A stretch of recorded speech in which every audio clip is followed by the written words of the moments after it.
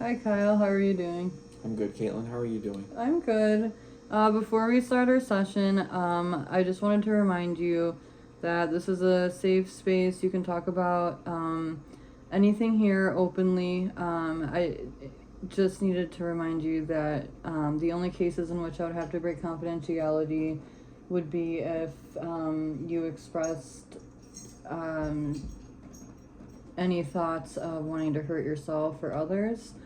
Um, Outside of that, you can talk openly, and I'm just here to listen. So, the last time we talked, you were going to go to a 30-day inpatient program. Tell me how was your experience with that? Oh, I thought it was great. It was nice to get, some real alone time with myself, and to share that with other people as well, going through the same kind of thing. Yeah, overall, the experience was very good. That's great. I'm glad it was a good experience for you. It you mentioned it helped you a lot to be around other people who are going through the same thing. That's great. What other positives did you take away from it? I think the biggest was the change of pace. Getting to kind of a step away from my normal life, normal routine. Okay. Yeah. Yeah, I could totally understand that. Just some time to focus on, the issues that we had previously talked about. Um, did you have were there any negative experiences that happened while you were in there? I would just say, not everybody was totally on board with the program. Okay. I was there to try to better myself, really, wanting to work on things and acknowledging the mistakes I made, the problem that I have, and some people just didn't, share that same thought. Yeah, it can be frustrating when you're there for a specific reason and you're trying to do the right thing, you're trying to work on yourself, but other people may not have that same agenda. I could see how that would be frustrating. What would you say your biggest takeaway was?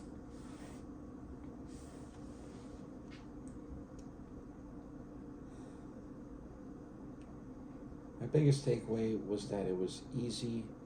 It was much easier than I thought it would be to change my daily routine. Okay. Just being put into an environment that didn't give me a ton of options made it that much simpler to make Okay. the right options.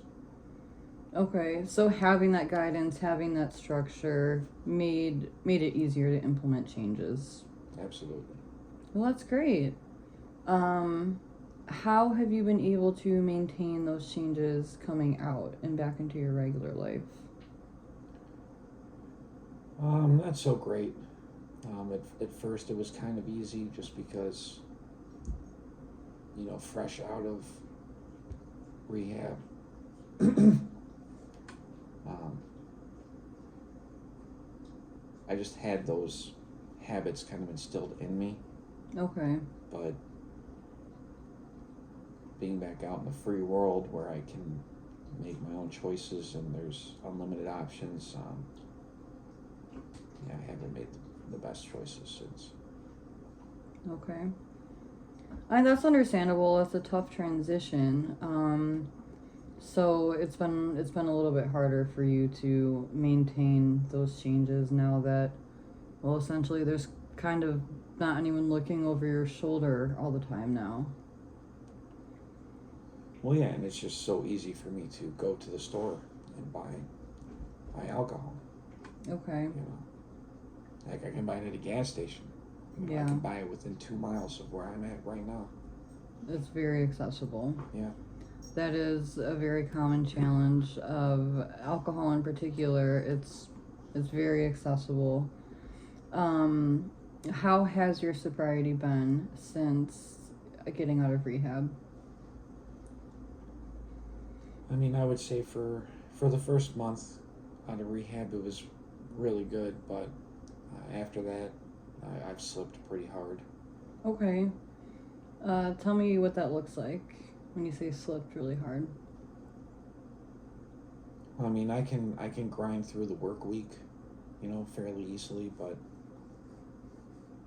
I am looking forward to Friday night and getting just bombed. Okay. Doesn't matter where I'm at, what I'm doing. I want to get bombed. Okay. And is that all throughout the weekend or just Fridays? Oh, it's most of the weekend. Okay. I can taper it back a bit on Sunday because I know I have to get up for work early on Monday, and I want to be able to do my job well enough. But Friday, Saturday, I'm hitting it pretty hard. Okay. The way you're drinking right now, I know you're not drinking daily the way that you were prior to going to rehab, but what does a typical night of drinking look like for you now? On the Fridays and Saturdays, Sundays? I would say there's nothing typical about it. I tend to just go wherever I want to go. If I have nowhere to go, I'll drink at home, but I'm going to pretty much drink until I'm ready to go to sleep. Okay. So you're drinking the same, would you say that you're drinking the same amount as you were like on a typical night as prior to going to rehab? I don't think so, but at the same time, I am not keeping track at all. Okay. Before, right, I was much more methodical about it. Like I knew how I could operate under, a certain amount of alcohol daily. Okay. And now on the weekends, I'm just like, well, as much as I can handle. Okay. Okay, but so you went a month after rehab without drinking. So you were able to maintain that sobriety for a month.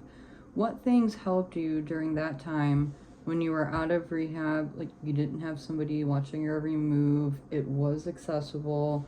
What things, like what were you using at that time to help you maintain your sobriety?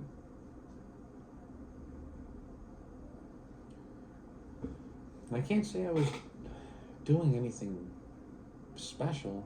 I guess I just was still kind of enjoying the fact of how I felt sober. Okay. And what I was bringing to my job daily, my family life. Okay. Yeah, just things like that. Just I was really enjoying kind of that high. Yeah. When I first got out. Okay. No, that's understandable and that's actually quite common. But at that time when you were still sober, you were performing well at your job. You were contributing more to your family. Things were overall going well for you, you would say. Yeah. Okay.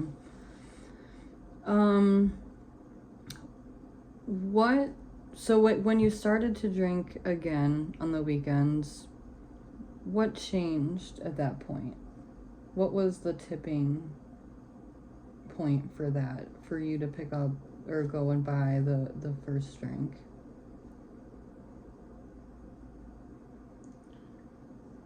I want to say just boredom. Okay. Yeah, I didn't have anything lined up with my family to do that weekend. I obviously wasn't working. And I just didn't really have anything better to do. That I just found myself like, oh, well, maybe a little bit won't hurt. Okay. But it was definitely not a little bit. Yeah. Okay. Drinking out of boredom is very common.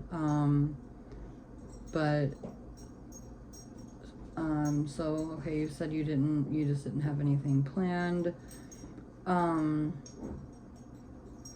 When you were in rehab, did you work on any kind of relapse prevention plan while you were there? I mean, yeah. The same kind of cookie cutter stuff that they all try to tell you. Okay. And I mean, it seemed to work okay, but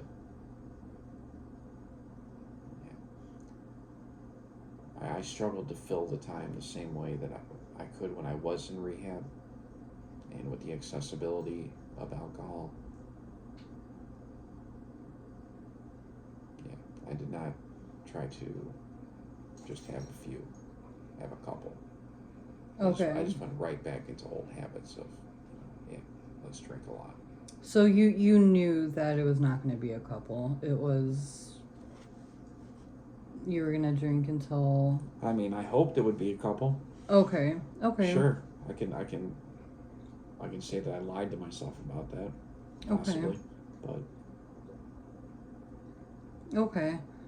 What the the relapse prevention plan in rehab, what did that look like when you were discussing ways to not relapse with your counselor?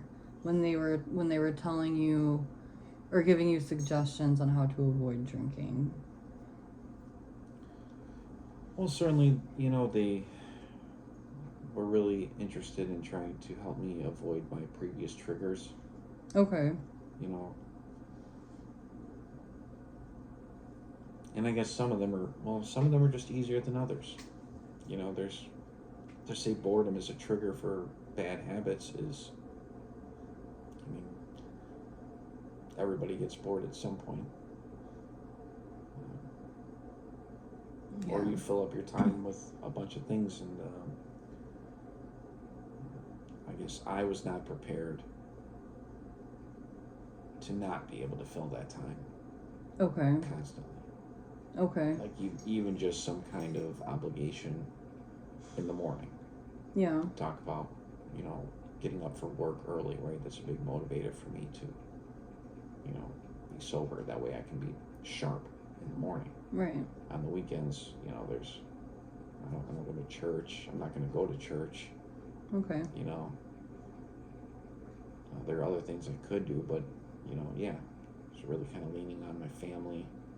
Okay. Some kind of structure with friends, doing something productive. That, Yeah. when it just didn't come through. Okay. Yeah, so you don't have structure on your weekends regularly. I don't have enough structure. Okay. I understand other people have, they have things to do too, right? My family, Yeah. my friends, they have other things they need to get done too. I guess I just did not plan that far ahead. Okay. What role does your family play in your sobriety? Oh, I mean, probably the most important role. They're very supportive. They definitely help deter me from drinking. They don't want to see it around them. Okay. Yeah, and no activities we do really even have drinking available, to be honest. Okay. So your family is really supportive, and they don't typically partake in things that, alcohol is the main focus. Right. Okay. Speaking of triggers, so you mentioned boredom, which, like I said, that is a major one for a lot of people. What other triggers can you identify for your drinking?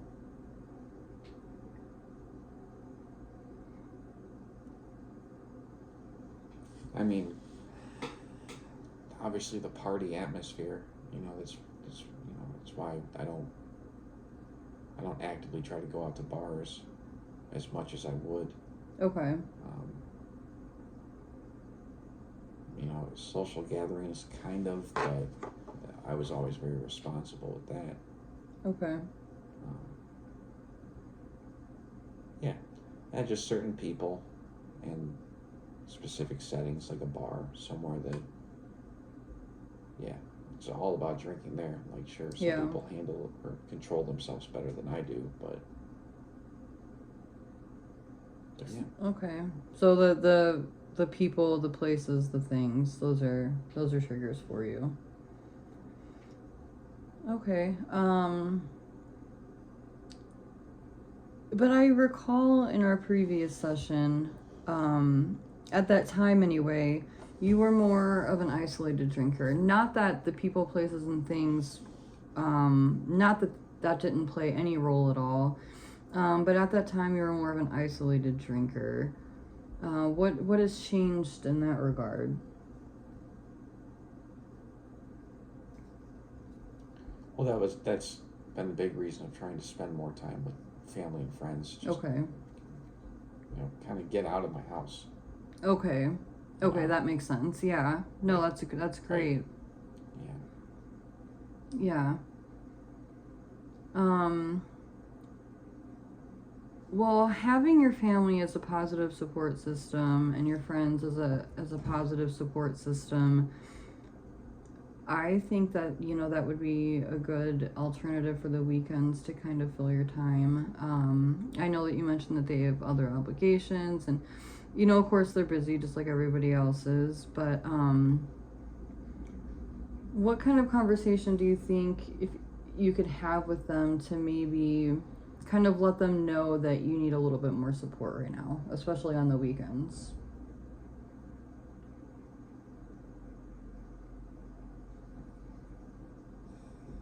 I don't know. I suppose just trying to be honest and open about it. Yeah. I haven't necessarily been, broadcasting to all of them that, hey, like, oh, I'm really falling off the wagon again here. Okay.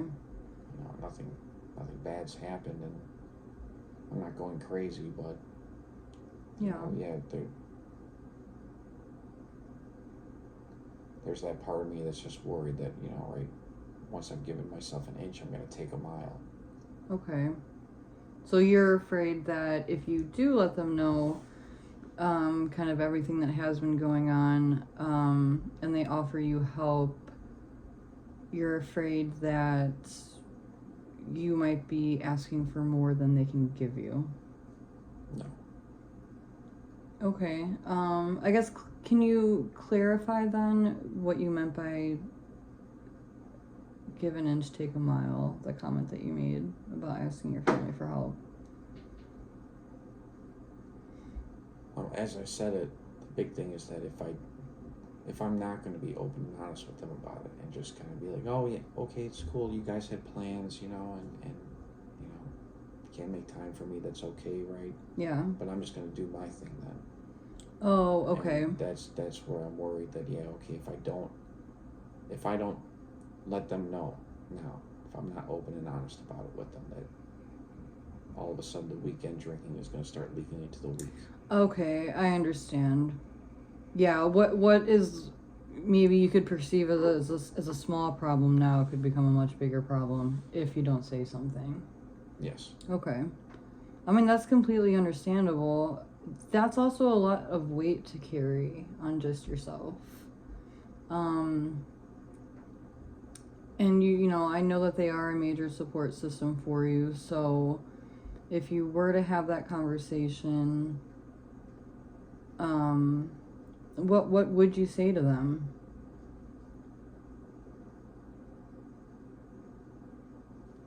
I would just be honest about it. Just tell them that, yeah.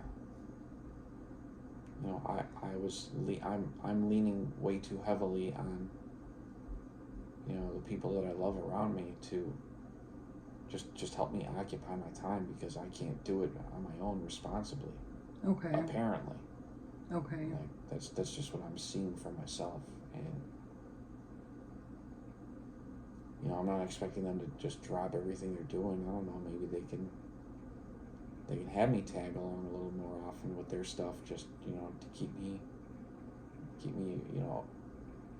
busy. Yeah. I mean, that's true, and I'm not sure that they would find that as an inconvenience or anything. I think that they, from what you've described to me anyway, I think that they would be happy that you're asking for help. and letting them know about the situation. Outside of your family, how else has the relapses affected your life?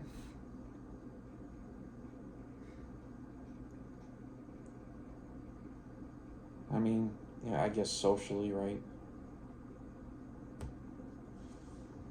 I'm just, not putting myself out there, Okay. but I can at least be thankful that I haven't let it leak into, the important things in my life. Okay. Yet. So it's not, the drinking is not affecting work, or any of your obligations, even financially. No. Okay. Okay. Well, going forward, what do you think are some ways that you can kind of incorporate what you learned from rehab, into your daily life now to keep you from drinking?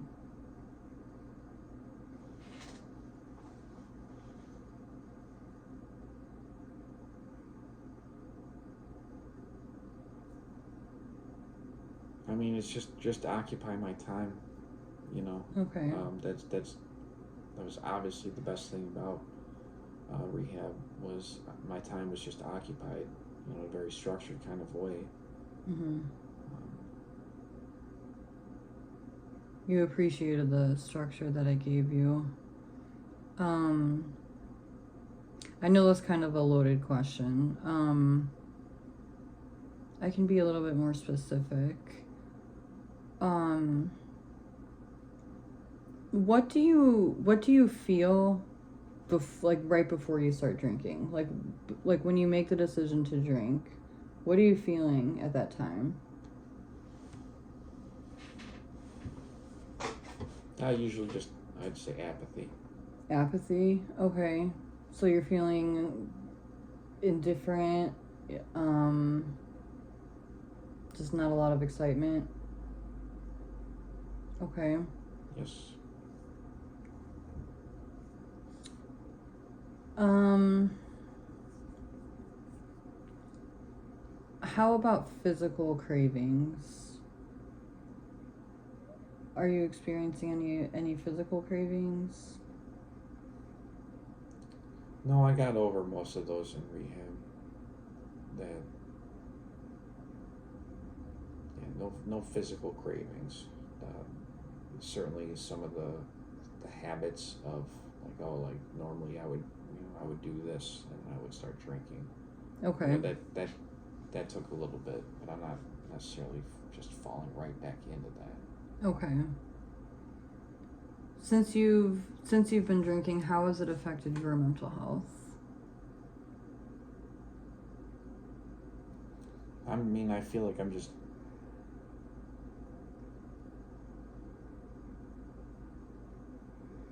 don't want to say more harsh, but it feels like I am more harsh on myself now than I've ever been when I think about it. I'm making myself feel bad for Okay. making poor decisions after everything that happened. Okay. So you're coming down on yourself quite a bit. Yes. It's impacting your view of yourself negatively, even a little bit more so than it was before.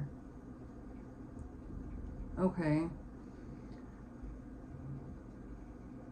But at the time when you are drinking, how are you feeling when you're actively drinking?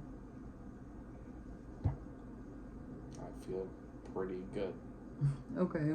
Right? Just, I get into enough of a rhythm, we'll call it, right? Just start enjoying my night. Mm-hmm. And then, I'll beat myself up about it in the morning. Okay. Afternoon, let's be honest. Okay. Yeah, it makes sense that while you're drinking, you're not too consumed with the outcome or the after. It's more of a I'll deal with whatever it is after.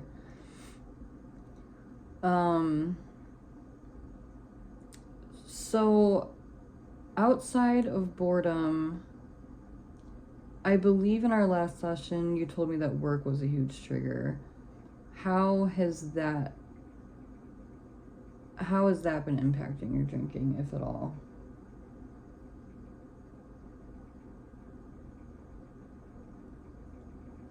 I mean, I've gotten much better about just, right, going with the ebbs and flows of a normal work day. Okay.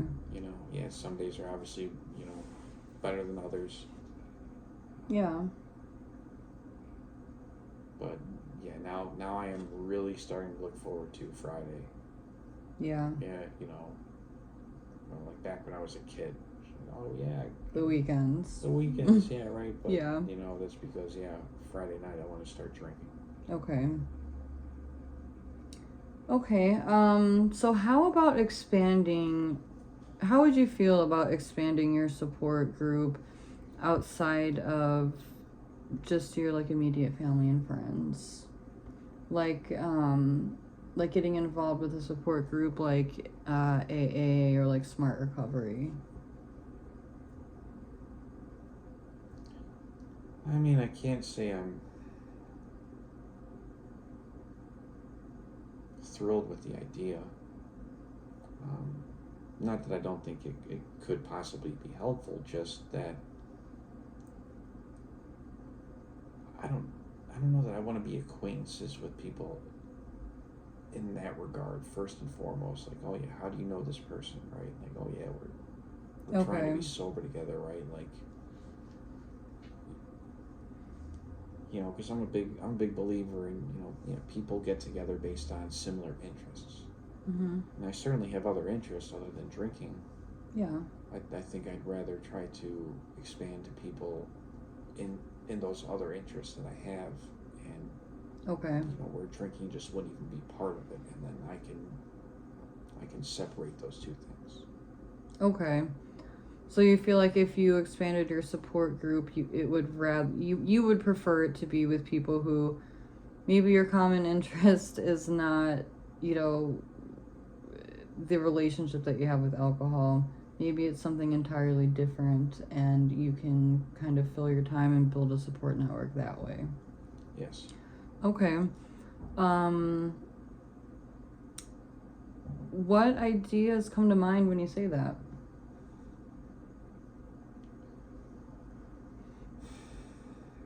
I mean, I suppose I could use social media to try to find groups or clubs of people that are into the same interests as me. See if I can join along. Okay. Yeah, I think those are great. That's a great idea. Yeah. Other than that, I don't. Anything else would just take time. Of just right. Well, just trying to. I want to do this, so I'm going to do this, and if I just happen to run into people that are also, very much into it like I am, and then we just, kind of bond from there. Yeah. Okay.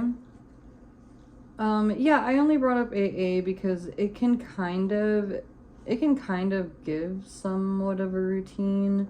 Like if it's something that you incorporate into your everyday life, you can say I have this meeting at this time, and there are at any point in the day or night there's always meetings, whether it be in person or online. It could provide a little bit of structure.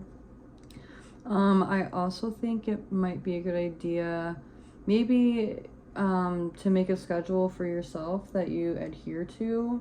What are your thoughts on doing that? Well, yeah. Well, I would like to do that, but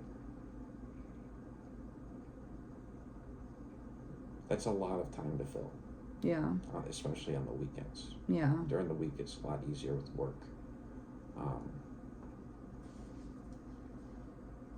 Yeah, I can see how that would be challenging when you have two full days off of work. But that's kind of where building the support groups or like a support system, building a support system can come into play. just to fill your time and give you some of that structure. Yeah, it's just something I need to work on. Yeah, absolutely. Okay, well, think about that, and then I'll meet with you next week, okay? Sounds good, thank you. Mm-hmm.